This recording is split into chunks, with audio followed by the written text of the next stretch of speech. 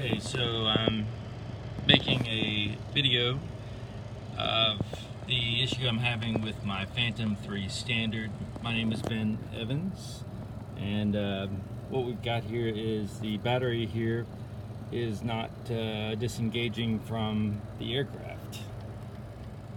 So I've always very gently but firmly inserted and released the battery from the aircraft upon using it, and then finishing with it, and then recharging the battery.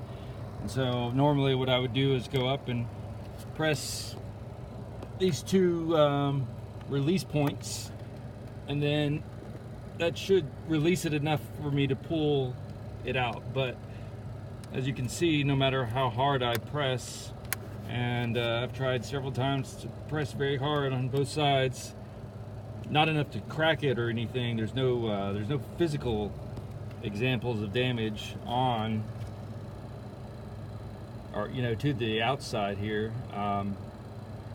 So there must be something maybe that's caught or something on the inside, though. Like I said, I haven't felt or heard any type of damage being caused upon placing the battery into the aircraft, and there's been no crash. I've not wrecked it. Every time, always a gentle landing. I've always handled it in the case itself when I'm done, so it travels in here at all times.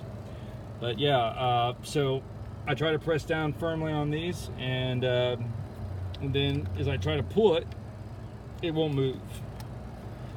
No matter how hard I've pressed, and you can tell that both sides have pressed down to the point where it should disengage from the actual aircraft itself, and it should be easy just to pull it out.